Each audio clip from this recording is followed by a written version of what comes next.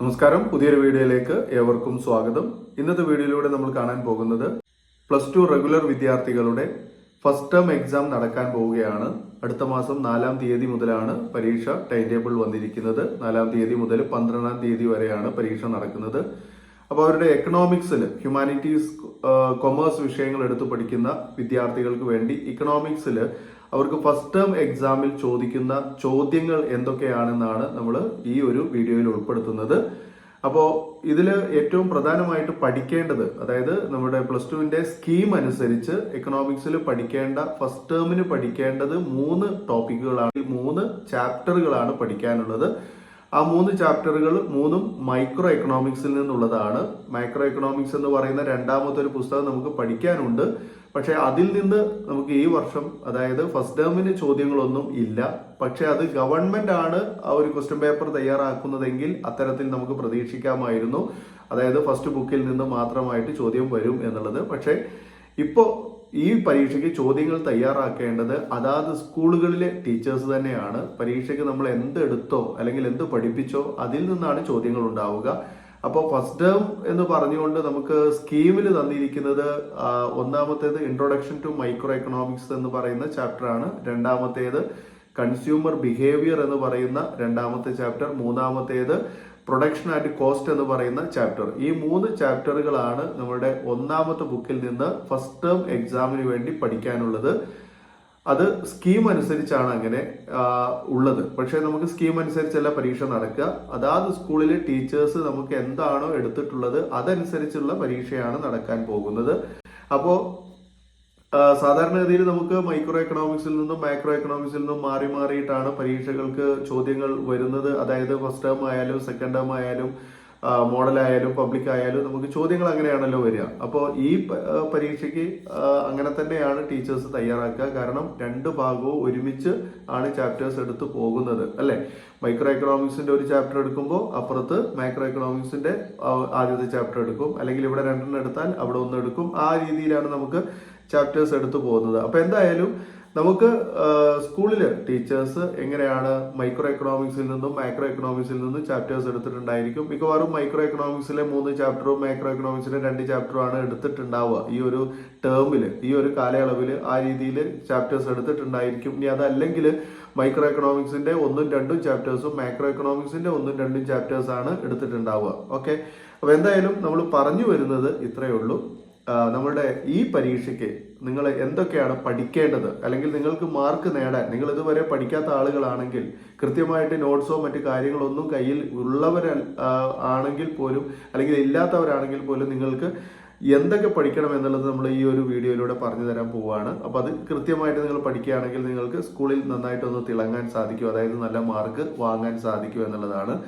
അപ്പോൾ introduction to micro എക്കണോമിക്സിൽ നമുക്ക് important ആയിട്ട് സ്ഥിരമായിട്ട് വരുന്ന ചോദ്യങ്ങൾ എന്ന് പറയുന്നത് central problems of an economy, അതൊരു ടോപ്പിക്കാണ്. അതായത് ഒരു സമ്പദ് വ്യവസ്ഥയുടെ കേന്ദ്രീയ പ്രശ്നങ്ങൾ എന്തൊക്കെയാണ് എന്നുള്ളത്. ഒരു സമ്പദ് വ്യവസ്ഥയുടെ കേന്ദ്രീയ പ്രശ്നങ്ങൾ, central problems of an economy എന്ന് പറയുന്നത്. ചിലപ്പോൾ അതിന്റെ സൊല്യൂഷൻസ് ആയിരിക്കും ചോദിക്കുക. സെൻട്രൽ പ്രോബ്ലംസ് ഓഫ് ആൻ ഇക്കോണമിയുടെ സൊല്യൂഷൻസ് എന്തൊക്കെയാണ്, അതായത് നമുക്ക് ആ പ്രോബ്ലത്തെ നമുക്ക് സമ്മറൈസ് ചെയ്യുന്നത് what to produce and how to produce, then for whom to produce എന്നുള്ള 3 ചോദ്യങ്ങളിലൂടെയാണ്. അത് തന്നെയാണ് അതിന്റെ സൊല്യൂഷൻസ് എന്ന് പറയുന്നത്. അതാണ് ഒരു ചോദ്യമായിട്ട് നമുക്ക് പ്രതീക്ഷിക്കാവുന്ന 4 മാർക്കിന്റെ. ഓക്കെ, അതുപോലെ തന്നെ നമുക്ക് ചോദിക്കാവുന്ന ഒരു 2 മാർക്കിന്റെയോ 3 മാർക്കിന്റെയോ ഒക്കെ ചോദ്യം വരാവുന്നതാണ് ഈ ഒരു ബോക്സ് ക്ലിയർ ചെയ്യാൻ വേണ്ടിയിട്ട്, ബോക്സ് കംപ്ലീറ്റ് ചെയ്യാൻ വേണ്ടി. അതായത് ഫാക്ടേഴ്സ് ഓഫ് പ്രൊഡക്ഷൻസും അതിന്റെ റിവാർഡ്സും ചോദിക്കാം. ഫാക്ടേഴ്സ് ഓഫ് പ്രൊഡക്ഷൻ എന്ന് പറയുന്നത് ഉൽപാദന ഘടകങ്ങളാണ്. റിവാർഡ് എന്ന് പറയുന്നത് അവർക്ക് ലഭിക്കുന്ന പ്രതിഫലമാണ്. അപ്പോൾ ഫാക്ടേഴ്സ് ഓഫ് പ്രൊഡക്ഷൻ എന്ന് പറയുന്നത് land labour capital organiser, land labour capital organiser. അതുപോലെ തന്നെ അതിന്റെ റിവാർഡ് എന്ന് പറയുന്നത് ലാൻഡിന് റെന്റ്, അതുപോലെ തന്നെ പിന്നെന്താ ലേബർക്ക് വേജസ്, പിന്നെ ക്യാപിറ്റലിന് ഇൻട്രസ്റ്റ് ആൻഡ് ഓർഗനൈസർക്ക് പ്രോഫിറ്റ്. ഇങ്ങനെയാണ് അവരുടെ റിവാർഡ് കണക്കാക്കാൻ സാധിക്കുന്നത്. അതും ഒരു ചോദ്യം ഈ ചാപ്റ്ററിൽ നിന്ന് വരാൻ സാധ്യത ഉള്ളതാണ്.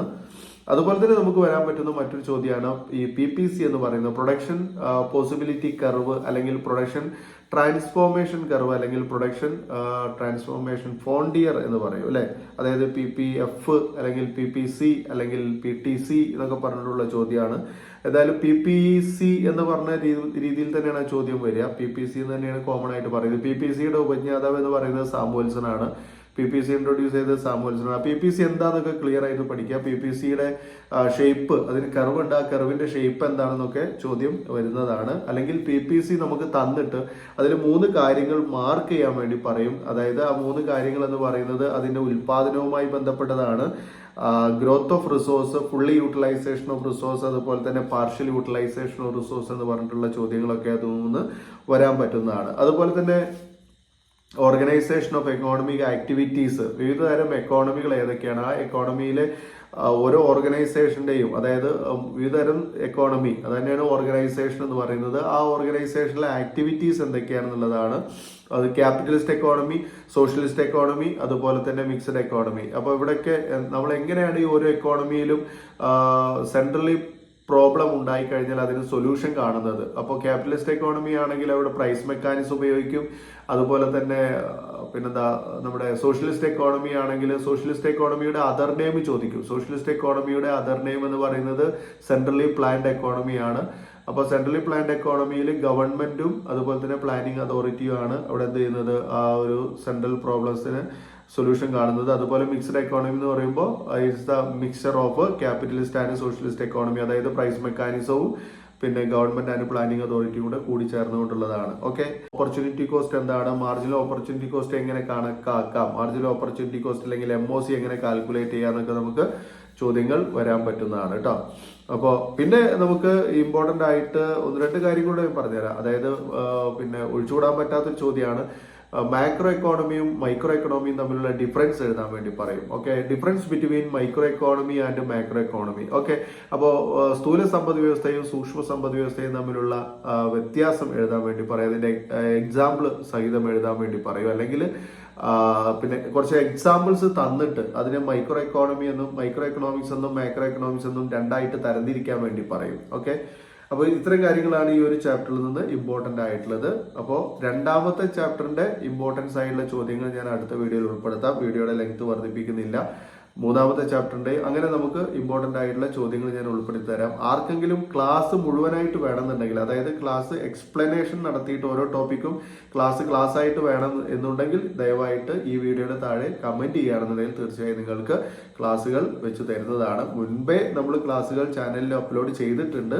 അതും കൂടെ നിങ്ങൾക്ക് കണ്ട് മാർക്ക് ഉണ്ടാക്കാൻ സാധിക്കും. അപ്പോൾ എന്തായാലും നിങ്ങൾ നിങ്ങളുടെ കമന്റ് രേഖപ്പെടുത്തുക. ഓക്കെ, അപ്പോൾ ഈ വീഡിയോ ഇവിടെ വൈൻഡപ്പ് ചെയ്യാൻ ഇഷ്ടപ്പെടുകയാണ് തീർച്ചയായും ലൈക്ക് ചെയ്യാൻ മറക്കരുത്. ആദ്യമായി കാണുന്നവർ സബ്സ്ക്രൈബ് ചെയ്യുക, തൊട്ടടുത്തുള്ള ബെൽ ബട്ടൺ ഓൾ എന്ന് എനേബിൾ ചെയ്യുക, മാക്സിമം ഷെയർ ചെയ്യുക. ഇനി നമുക്ക് വീണ്ടും പുതിയൊരു ടോപ്പിക്കുമായി പുതിയ വീഡിയോയിൽ കാണാം. ഈ വീഡിയോ കണ്ടിരുന്ന എല്ലാവർക്കും നന്ദി. Thanks for watching.